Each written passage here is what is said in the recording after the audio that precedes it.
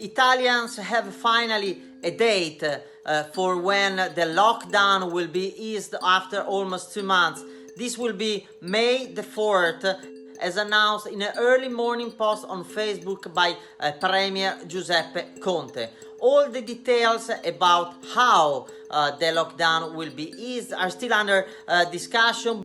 How will be Italy after the lockdown, and what will be the so-called phase 2, when Italians will be forced somehow to cohabit with the coronavirus. The new normal for Italians will for sure include, at least for the time being, wearing a mask every time you get out of your place, and have with you a hand sanitizer and gloves. There will also be some regional differences, especially in the south of Italy, which had a much lower number of fatalities and virus cases, where there will be probably some different rules even from May the 4th. Some businesses will be allowed to reopen immediately. Some other sectors won't reopen for weeks and months. Most of the shops remain closed, but as you can see, we see some reopening in Milan this week, not just food shops. Those who are reopening are saying that they can sell directly to the public, but they can do deliveries.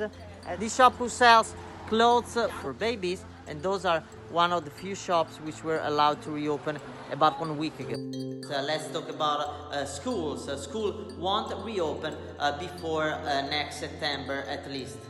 What Conte said in his message on Facebook, that he will be extremely cautious and he will listen to what the scientific experts he has are suggesting him. The big fear here is that there could be a second wave of cases in the country.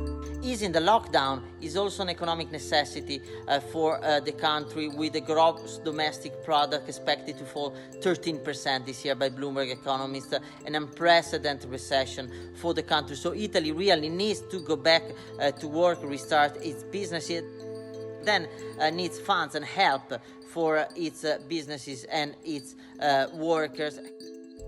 But for many Italians who has been in lockdown from the beginning of March, even some less restriction, even the possibility to go outside for a walk and to spend some time in the parks, which at the moment, as you can see, are still all shut down, it's a big news.